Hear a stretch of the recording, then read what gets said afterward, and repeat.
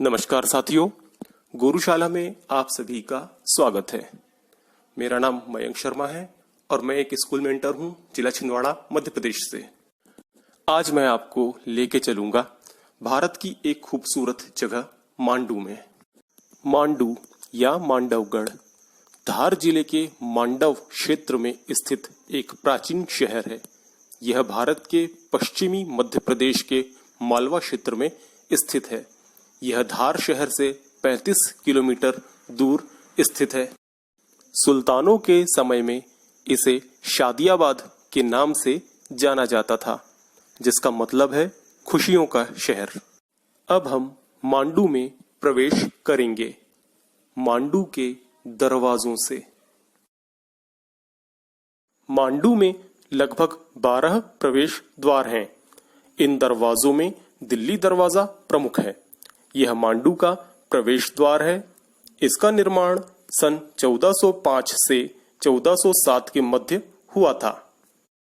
दिल्ली दरवाजे के अतिरिक्त भंगी दरवाजा, भगवानिया दरवाजा और आलमगीर दरवाजा अन्य प्रमुख दरवाजे हैं।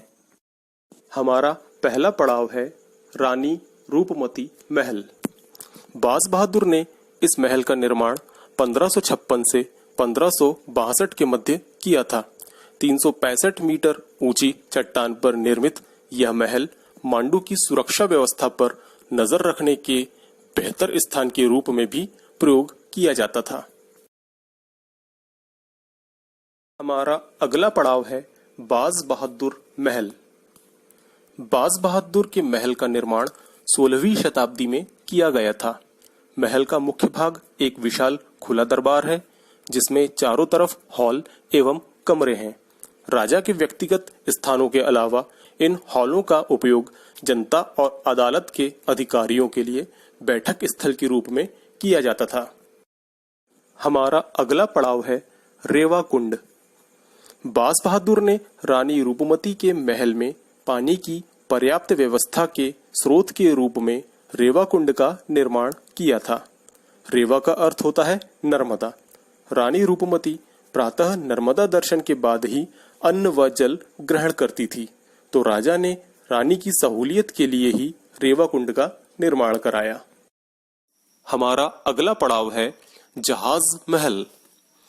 जहाज महल का निर्माण 1467 से 1500 ईस्वी के मध्य हुआ था।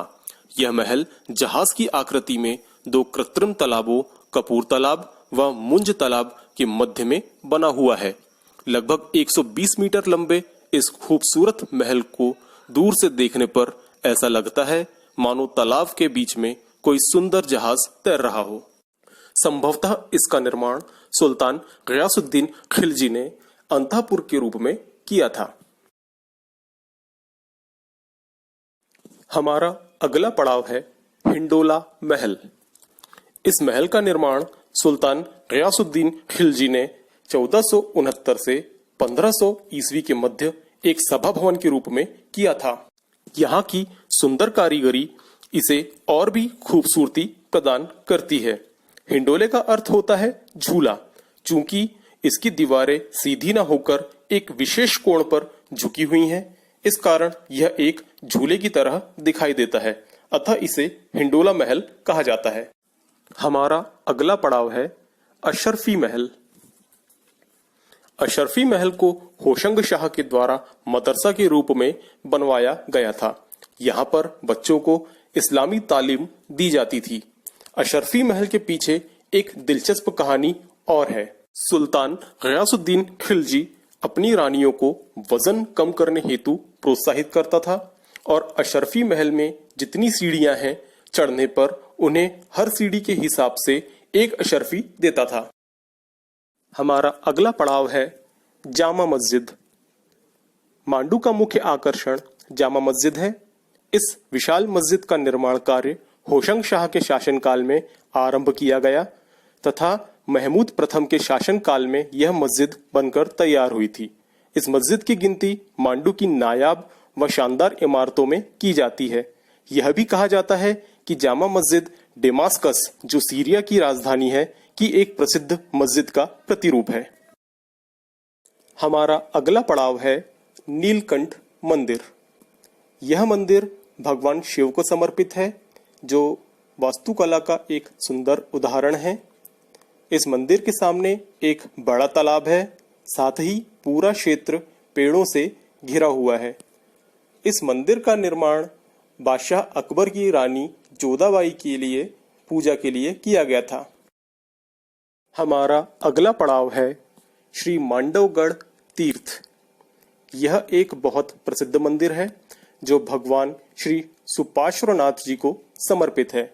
मंदिर के अंदर एक सफेद पत्थर है जिस पर भगवान सुपार्श्वनाथ जी विराजमान है। मंदिर मांडवगढ़ किले के भीतर स्थित है और मूर्ति लगभग 3 फीट ऊंची है। यह मंदिर जैन धर्म का एक प्रमुख तीर्थ स्थान है। हमारा अगला पड़ाव है होशंग शाह का मकबरा। होशंग शाह गोरी मांडू का प्रथम इस्लामिक सुल्तान था, जिसने 1406 से 1435 तक शासन किया।